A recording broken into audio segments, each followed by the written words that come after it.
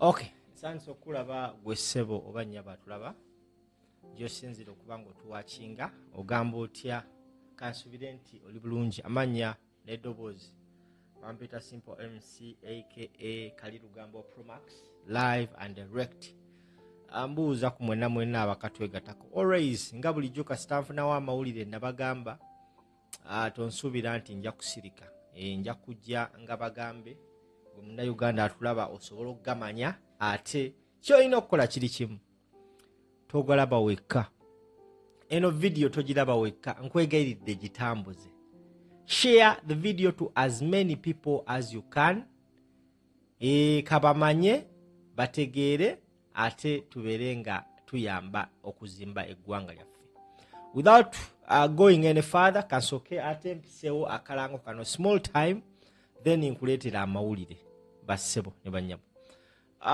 abantu abawangalira mu ggwanga lya UK mutegeezebwa bannayuganda abawangalira mu ggwanga lya UK. Let me be specific. All change seeking Ugandans abawangalira mu ggwanga lya UK ntumye obategeeza nti ennaku z'omwezi nga 11 is going to be a Saturday next week mugenda kubayo ne peaceful demonstration this time round egenda beera ku the Royal Military Academy Sandhurst mugenda kwekalakaasa nga muyita oba mutegeeza oba nga mugamba government ya UK okulekeraawo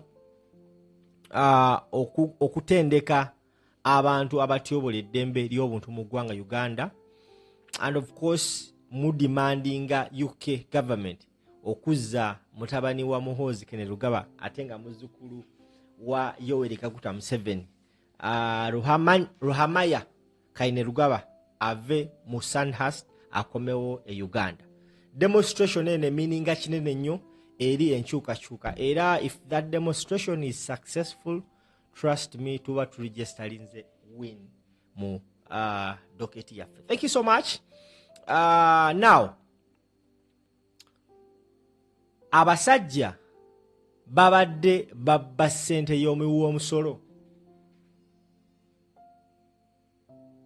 nga tutunula abasajja babadde babba ssente y'omuwi omusolo nga tutunula. A few days ago omwami amanyikibwa nga Chris Obore yakwatibwa ne banne abawerako 7 nga babavunaana omusango gw'oku embezolinga ssente y'omuwi omusolo. Twabadde tetunagenda into details how these people came into that situation. Chris Obore abadde omu ku bakyali ba Anita Among mu parliament era yakolako statement n'ategeeza eggwanga nti yembwa ya Anita Among German Shepherd ya Anita Among era omuntu yenna nga bwagezaako okulumba Anita Among Obore yabangawo always okumu encounteringa era yalabikako mu kavidiyo akasatulatinga ennyo nga Obore azina amazina nga bwagamba nti we are in things.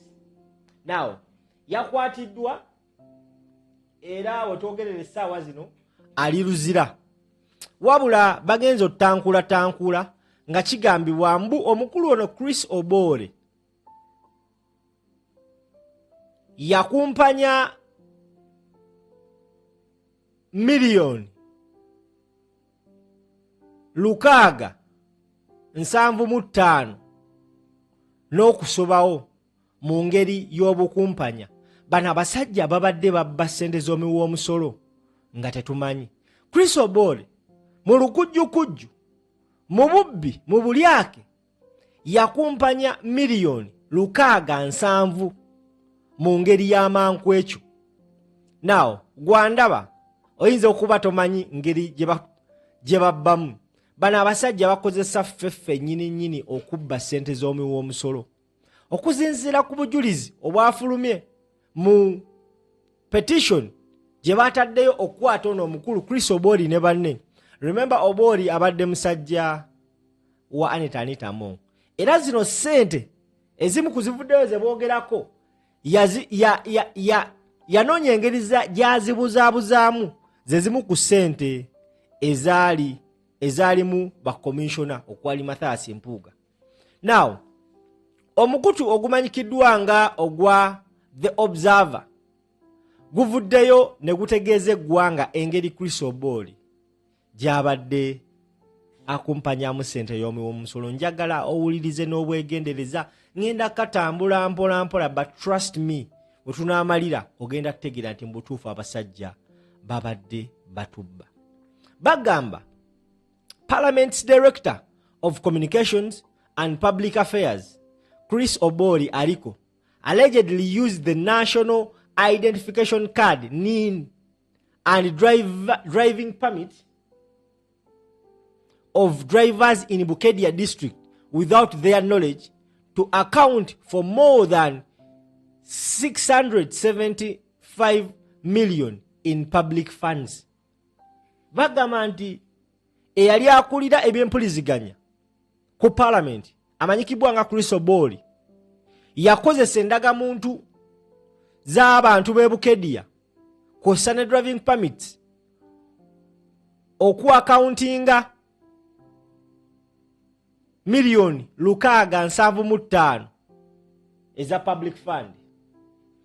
In a petition dated July 2nd, 2026, just a few days ago, to the Inspector General of Government, IGG, the Kachumbala Drivers and Loaders Association, say it was shocked to discover that its members' national identification card and driving permit had allegedly been used without their knowledge to support accountability document submitted under the parliamentary commission.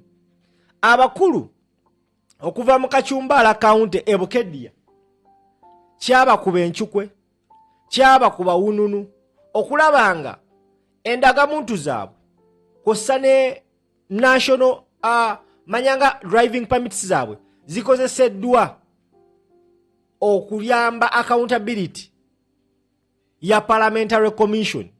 Basabo ne banyabo bannayuganda obwavu butulumye ne tutuuka ku level whereby someone asobola okugamba nti ngenda kuwaayo emitwalo 2 ozizze mu weeks 2 naye njagala ompe endagamuntu yo. Endagamuntu ezo basebo ne banyabo abasinga tuzirabanga ezitali za mugaso, naye bano abasajja nga ba Chris Obore babadde nga bazikozesa okunyagulula ssente z'omuwoomusolo, nti ssente bazibba ne bawoza nti zikoze waneeno kumbe zikoze birala. Now Chris Obore bo babadde nga bakuba ssente zaabwe ne balimba eggwanga nti zikoze waneeno, mu butuufu ne banoonyereza ne wowe zikoze ne balagira ddala nti zikoze nga bagamba nti ssente zakola ne wano. Mu ripoti gye yawa yaleeteramu endagamuntu z'abantu b'e Kachumbala mu Bukedia. Mu butuufu n'etambula bw'ekyo. Kino kitegeeza nti singa mukama we teyakwatiddwa, Chris Obore abadde agenda kutambula n'omutitimbi gw'ensimbi. Some of the properties this gentleman owns, Chris Obore, yeye nyumba. That is one of the very many properties so far public zeyakatandika okudiscoveringa ez'omukulu Chris Obore. Tugende mu maaso n'ekiwandiiko. Omukutu ogw'observer gugenze maaso n'okugamba nti the association's chairperson Julius Opedun says members were stunned to learn that the photocopies of their identification documents had allegedly been attached to accountability records submitted to various government institutes including Parliament. Akulembera association y'abakulu e Bukedia Julius Opedun agamba nti yatidde nnyo okulabanga photocopies z'endagamuntu z'abantu be bazirabye ku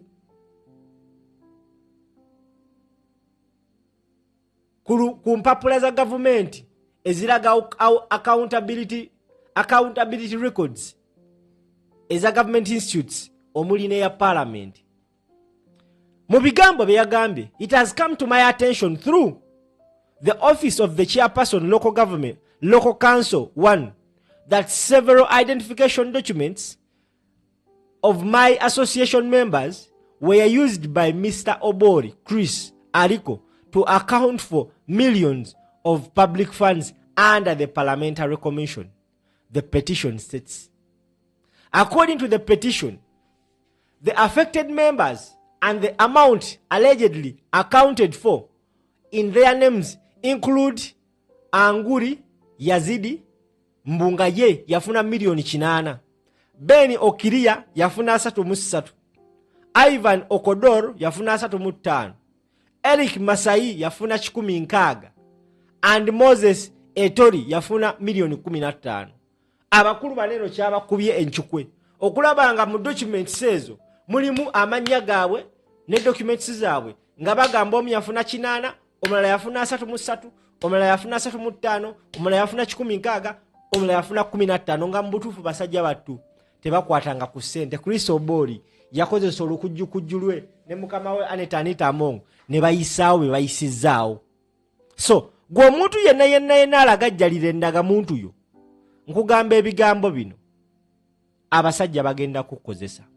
Nagenda amaso nagamba others listed are Ben Olupoti milioni 2, Joseph Kisoke milioni 5, Robert Erutu milioni 6, Stephen Omuron milioni 22, Rajab Olongato milioni 5, David Ongima milioni 7, Fred Watwale milioni 7, and Ivan Omading milioni 10.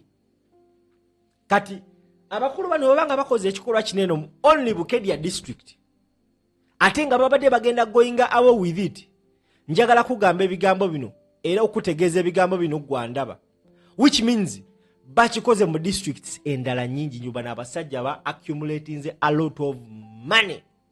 If they did that in Bukedia, ekifo at least ekiri a bit urban, now trust me bakoze batya mbife ebirala.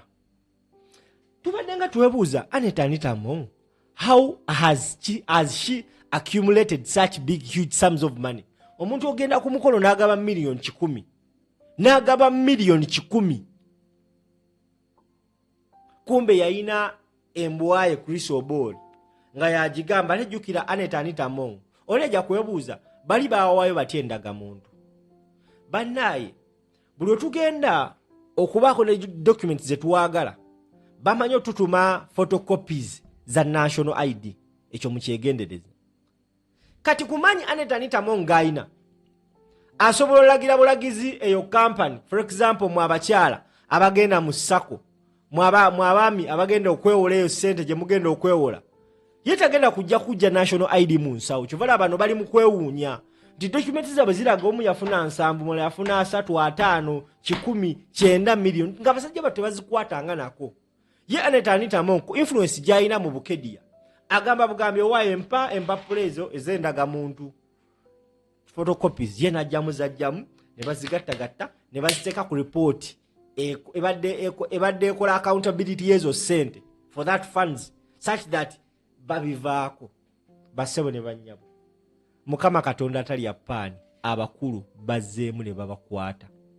Bagenda amaaso ne bagamba the association says none of the members received the money allegedly accounted for in their names and urges that the alleged misuse of their identities has caused distress and damaged its reputation. Abakulu bavulana bagamba bannaye ezo sente ffe tetuzikwatangako tetuzimanyi. It is regrettable that our plight was used by other people to enrich themselves.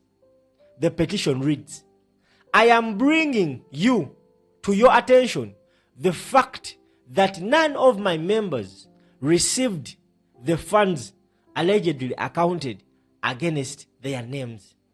The petitioner want the IGG to investigate the alleged misuse of their identities and ensure that those responsible are held accountable. Omukulu yakwata ennanga muntu z'abantu Chris Obore n'azikubirako ssente obukadde 675.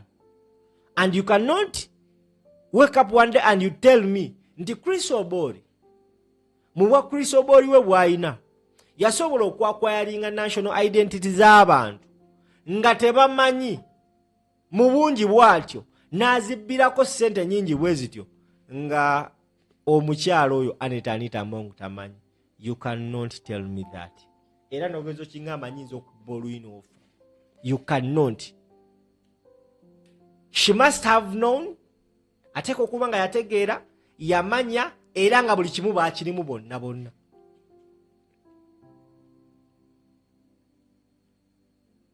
One of the individuals named in the petition, Robert Eretu, who is allegedly listed as having received 60 million Ugandan shilling, said he was shocked to learn that his name had been used. N'agamba mu bigambo bye yagambye, my name just appeared, but I have never received the money. I only got to know about it when I was called to the LC1 chairperson's office to meet officials from the IGG, Eretu said. He said the revelation left him fearful. When I heard about it, I didn't know whether to run for my life or suffer for a crime I did not commit, he said. Musa Iloko, the LC1 chairperson of Komurirakeri village in Kachumbala County, sub-county Bukedia district, said residents were equally surprised to learn that villagers had allegedly received such large sums of money. The people who are said to have received the money are struggling even to feed their families. Their lives are miserable, yet huge sums of money are tagged to them. People should be fair. We should be human and pity the lives of these people, Iloko said.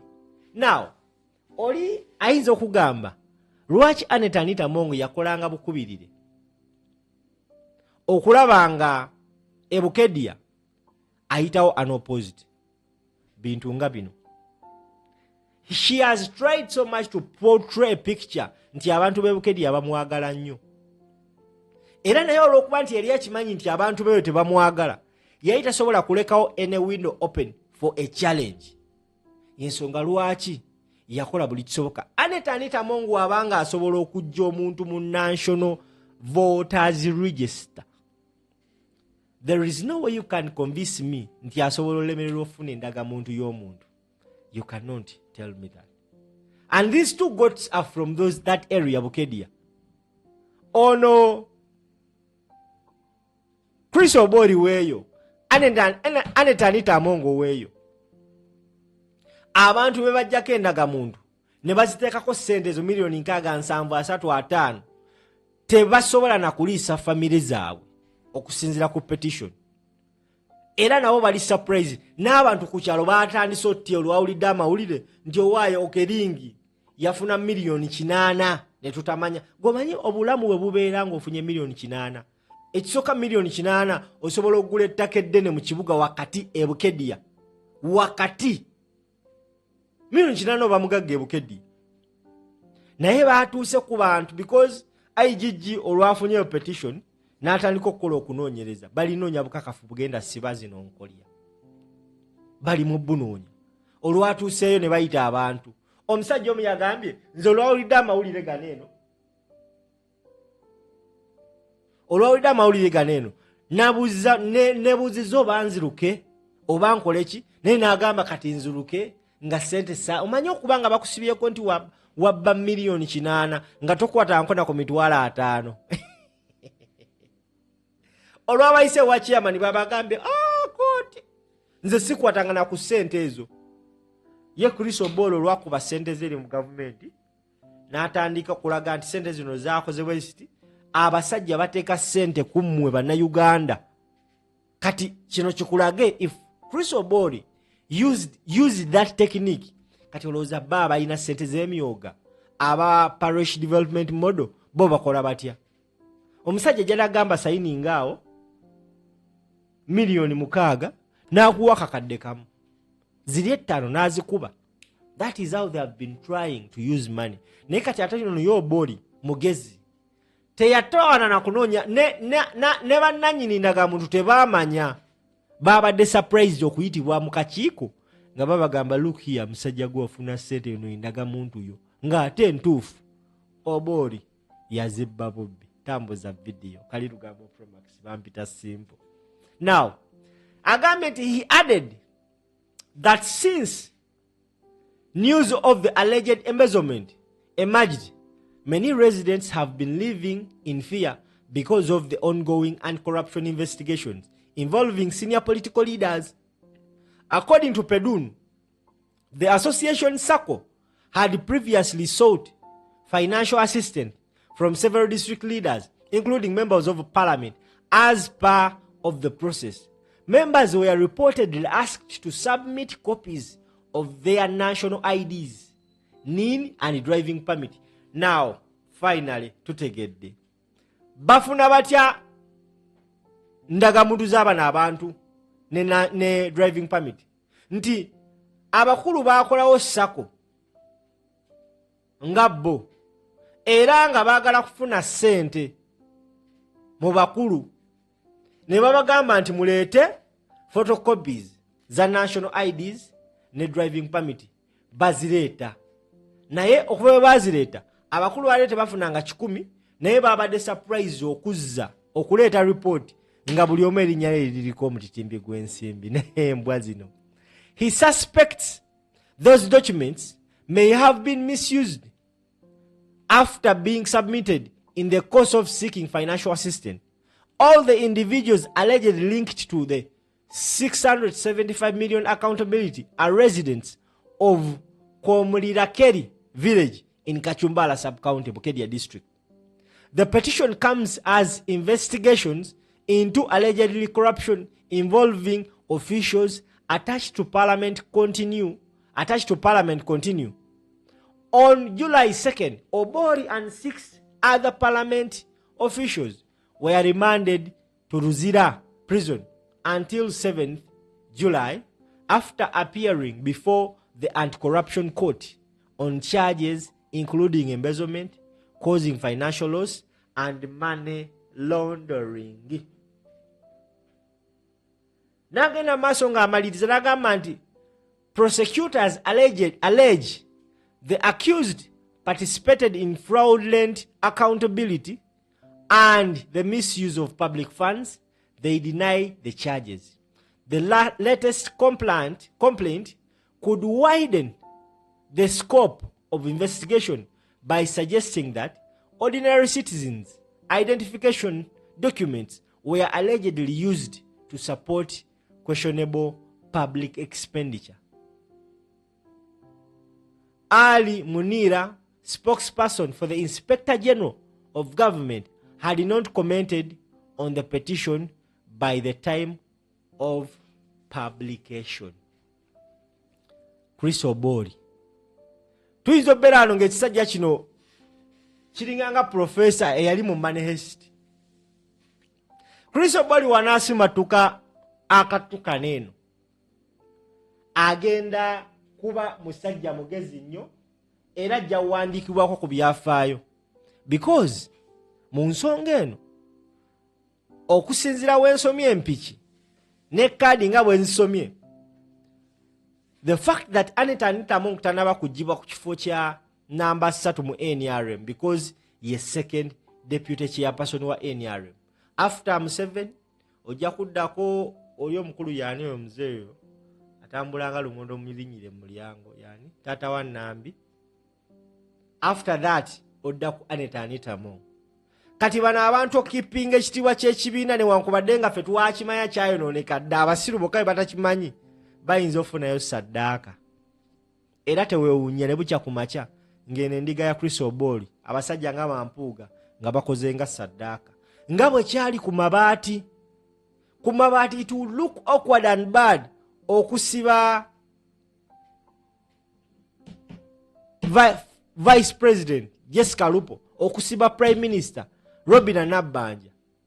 Era kye balina okukola baali balina okuteekawo embeera ne bakwatamu endiga endala. So this fool is likely to work as a sadaka. Kubanga ye Chris Obore has nothing to lose. Mubowe balaba bagamba gwe toyina byakufiirwa neko geno fiirwa kaba katono. So basobola muteeka yeyo naye nga bakitaddeyo formality, bataddeyo just kuwudiisa abantu. Asobola obeera ne mukomera naye ng'ekiradde we ne yeebaka. Ku makya n'akoma mu mmotoka n'atulayo eddakiika 3 n'ama ne bamuyisa emmanju n'adda ewuwe. Kisobokera ddala. It is very possible. Okuuma ekitiibwa kyabwe kye bayita bakita batya nerabidde bakiyita anyway. So basobola okibuzaabuza to keep oba okusigaza the bigger picture nga it's clean. Naye era ffe mu bannankyukakyuka tolina kyogenda tugambayo. Ensi etegedde how bad, how evil, how dirty these guys are. Now mawulire amalala nga sinaba kuberekereza, tubadde tuli awo Yoweri Kaguta Museveni abadde ayogerako eri eggwanga mu gye yayise State of the Nation Address. Ekisinze okwewuunyisa atukubye enkyukwe waavuddeyo n'akakasa nti abasibe aba National Unity Platform bali likely okuvundira mu makomera. Okusinziira ku bigambo bya Yoweri Kaguta Museveni wabadde ayogera kino abasinga bali temukitegedde. Wabadde ayogera Yoweri Kaguta Museveni agambye nti abasibe ba opposition abamu tebajja kukkirizibwa kweyimirirwa kubanga bwe bateebwa batiisatiisa abajulizi mu misango egibavunaanyizibwa. Yoweri Kaguta Museveni bw'ayogedde. Yoweri Kaguta Museveni bw'atyo bw'ayogedde nti abasibe b'opposition abamu tebajja kukkirizibwa kweyimirirwa. Kino kitegeeza ki? Nti baganda baffe balabise okuvundira mu kkomera. The only way out for them, the only way, abasibe nga ba Edi Mutwe, ba Akirewo Kivumbi, ba Smart, ba Sauda Madada, ba Olivia Lutaya, ba Kanukiza Besigye, ba Elias Lukwago, ba Alex Osa Mfumbiro, ba Machete, ba Bobby Yanga. The only way okuvaayo is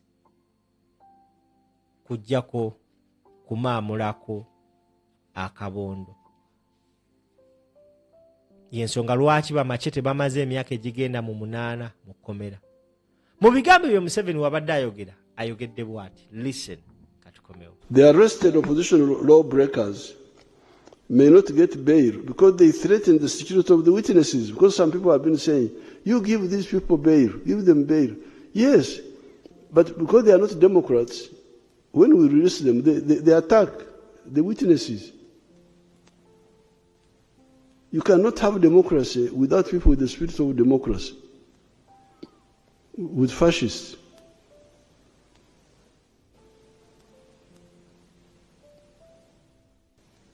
Why should you intimidate a witness if you are innocent? Why? And threaten. So the answer why we oppose bail is because they come now to attack the witnesses. Now, if we allow the witnesses to be attacked, in the future we shall not get witnesses. And what will happen? The security forces can even start doing other bad things, like if they are blocked, the legal way is blocked, they can start extrajudicial executions, shoot somebody, say, oh, he was running away, he was escaping, we shot him. You should be happy that the security forces are not doing mob justice, because the civilians gave up. That's why they do mob justice. Gave up on the legal system. But the security people are still bringing these people to court.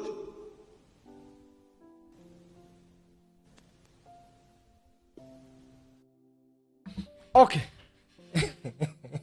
Nze amazima sina bye nsobola kuddamu jjajja. Sirina kye nsobola kuddamu jjajja. Jjajja kamulekeraawo kuba kati statement ye gy'akoze. I think it's not worth us replying to it. Like seriously. Anoonyeza just kalingoke kwagala kusibira abaana b'abendi babeere mu nkomyo emirembe n'emirembe amiina. Of course that is it. Kale mu mbeera yo mnyongero tegeeza gwe atulaba ng'owangalira mu ggwanga lya UK. Nkiddamu nyongero tegeeza gwe alaba vidiyo eno ng'owangalira mu ggwanga lya UK. Ennaku z'omwezi nga 11 next week is going to be a Saturday. Mutegeezebwa okubaawo mu kwekalakaasa okw'eddembe okugenda obbeera this time round ku the Royal Military Academy Sandhurst. Sandhurst eno kino kifo kya byafaayo. Eno gye batrainingira Kabaka Sir Edward Luwangula Muteesa. Ye Munnayuganda eyasooka otrainingibwa mu Sandhurst. Ene Sandhurst Yoweri Kaguta Museveni gy'atwala mutabani we Muhoozi Kainerugaba. Nawo bannayuganda bagamba nti we tubanga tetwasobola kwejjako kizibu kya Muhoozi kutwalibwa Sandhurst, tugenda gende Sandhurst abamutraininga, tutandika bagamba mulekeraawo okutraininga abantu ababonyabonya bannayuganda. Era basaba Sandhurst esazeemu mutabani wa General Muhoozi Kainerugaba emuzze waka amanyikibwa nga Ruhamaya Kainerugaba.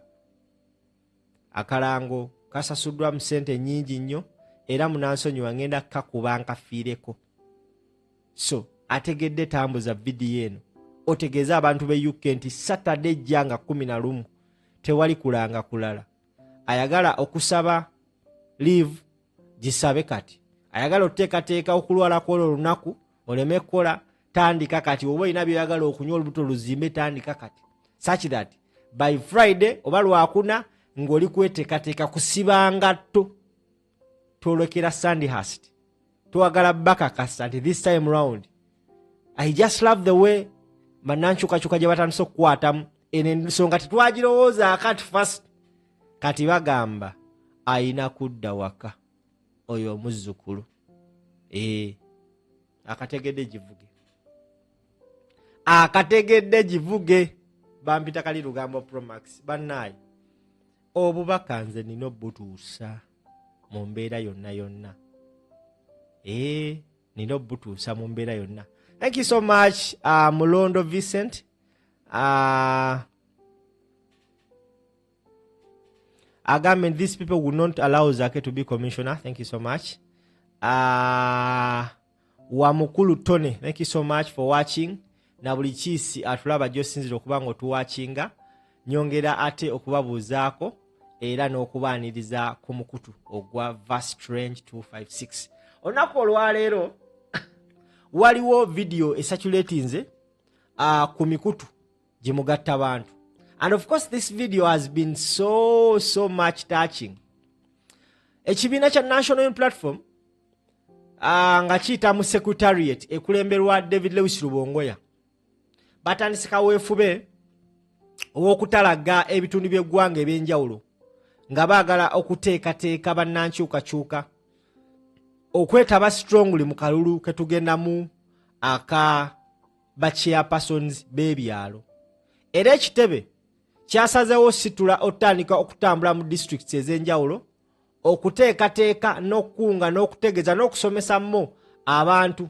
Akalulu kano ekituufu abantu baba basinga baali baggwamu amaanyi ku nsonga z'akalulu, naye ekibiina kigamba nti tulina okwetaba mu kalulu kano eno. Oba oli awo tomanya akalulu kano eno kasobola olaga ensi nti kituufu twawangula akalulu k'obwa president. So nkuutira buli muntu yenna alaba vidiyo eno tokola ensobi ku lunaku ennaku z'omwezi nga 28 tulonda ba chairperson n'olonda chairperson owa NRM. Kyensonga lwaki ekibiina kifuba nnyo okulaba nga buli kitundu bagenda tuteekawo owa National Unity Platform okwesimbawo. Kano akalulu kanjawulo ku bwa bulijjo, kano kakusimba mu mugongo. But of course si ensonga lwaki ndese story. There is a very touching video etambudde ku mikutu abasinga gye mutannalaba. Waliwo omukyalo omu eyo mu Western, Registrar wa National Union Platform, yakola bukubiriro okulaba nga akalulu ketwakavaamu tusobola okukawangula eyo mu Western. Newankubadde nga tebyagenda bulungi. Ono omukyala y'omu ku baakwatibwa, y'omu ku baasibwa, y'omu ku baatulugunyizibwa. Secretary General David Lewis Rubongoya yamukyaliddeko nga tamanyi. And guess what? Mu kumukyalira yabadde atumiddwa President Robert Kyagulanyi Ssentamu Bobi Wine ng'ayagala kwogerako n'omukyala oyo specific. Gwomanyi kitegeeza kimbuyege nga simple okubanga ndyene ewange omukulembeze n'atuma omuntu n'agamba wawe kwata essimu omukulembeze ayagala kwogerako naawe. Bannaye nnyinza n'okufa. I can even die. Njagala nkulage omuwala essanyu lye yabadde nalyo nga Bobi Wine ahulidde ku ddoboozi lye ku ssimu. Tali mu ggwanga Uganda. Naye yagamba njagala okwogerako n'omukyala oyo. N'akuba essimu omukyala n'amugamba mbadde nsaba twogere ku video call taata. N'agamba it is okay wendi. Bw'abadde na budde bwa kiro. Omukulembeze n'ayogera n'omukazi naye omukazi yayogedde ku ssimu n'akaba n'amaziga naye ng'amaziga ga ssanyu. Ka video sinza butaka kulaga.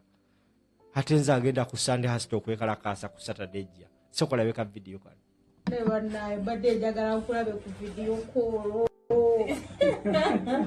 Akumye ku audio. Teka.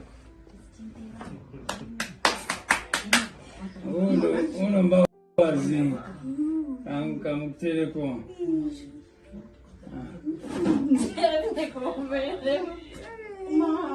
President Oliotia.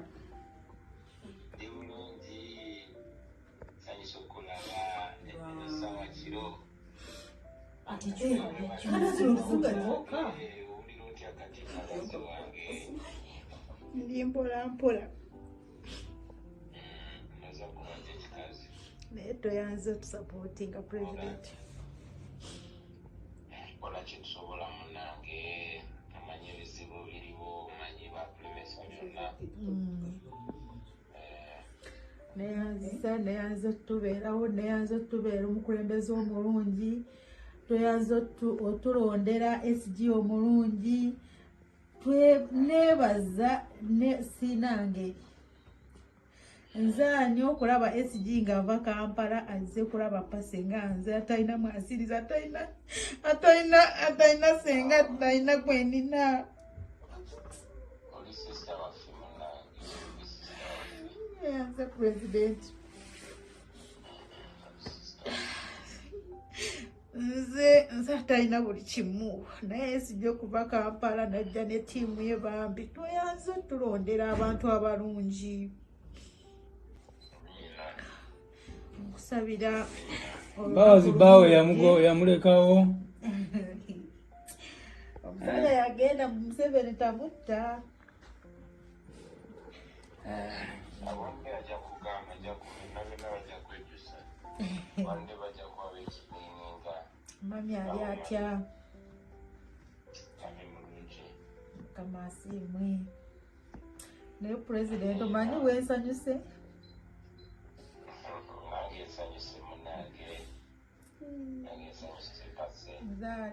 Gani president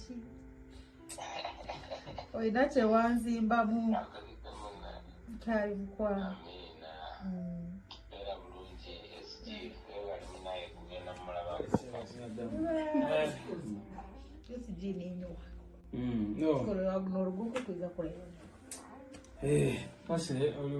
kandi tokulanga oli omulwani bizima.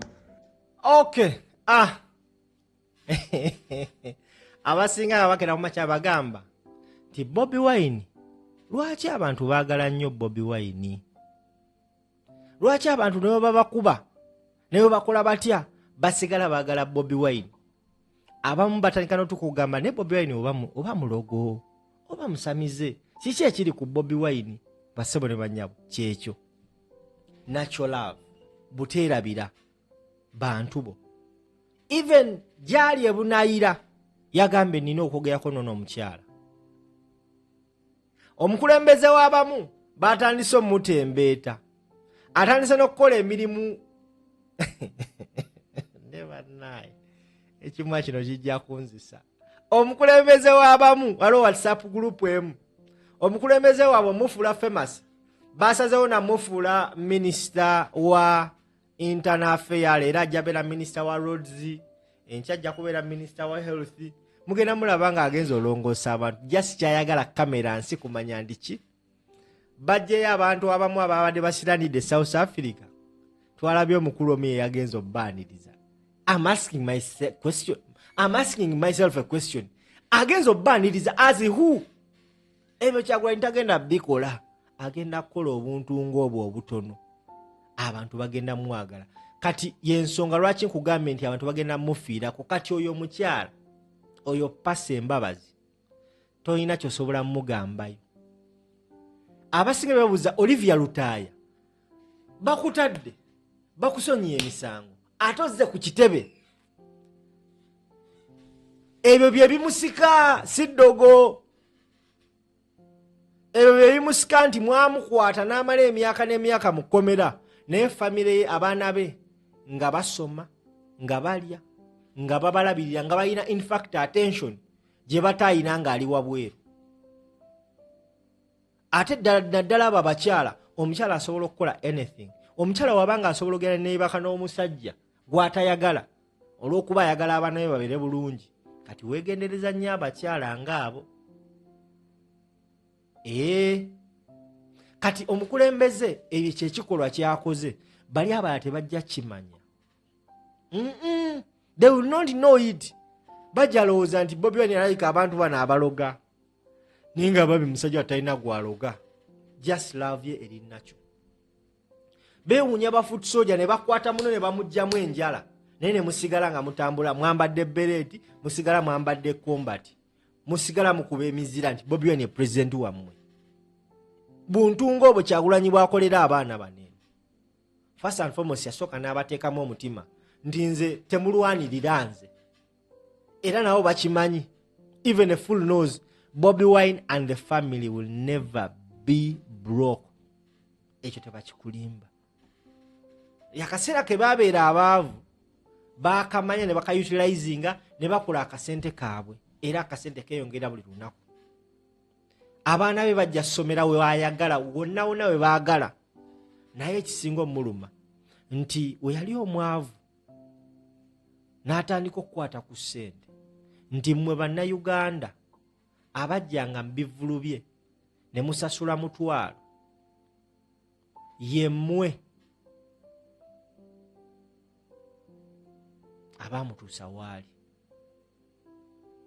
Simanyi oba okategedde. Yemmwe abaamutuusa wano waali. Yensonga lwaki aba ayagala okulwana nti tasobola keera ku makya kukwata buli omu yajja mu kivulu kyamuddize ssente ze yamuwa, tasobola kuba abamu tabamanyi, tamanyi gye babeera. Naye agamba I can do something collective. Leka nkozese amaanyi ge mwampa, the mandate gye mwampa ng'omuyimbi superstar, kankozese ago amaanyi nteekewo embeera nsobole okyusa ekintu ekigenda obeera collective. For example, amalwaliro gakole, enguudo ziteekebwewo, buli kimu kiteekebwewo. That is Robert Kyagulanyi Ssentamu Bobi Wine. Eno mumusigala mutembeeta muntu wammwe simanya mutwala, tugenda kera ku makya nga yagenza okukomishoninga abasamize ng'ayambadde olubugu olw'okuba nti baagala omulaga nti afaayo. Nawulidde omukulu omu yagenda okutandika okulondoola enguudo ezizimbibwa mu kibuga Kampala. Nonsense, such nonsense. Ono Bobi Wine temugenda musobola, temuli musobola, era temujja musobola. Okategedde? Okategedde gwandaba? N'olw'ensonga eyo bassebo ne bannyawo ndowooza munzikirize sooke mbeerekereze. Tujja kuddamu later on wenfunawo any developing story, trust me ojja kuba ng'ondaba always ku TV yo.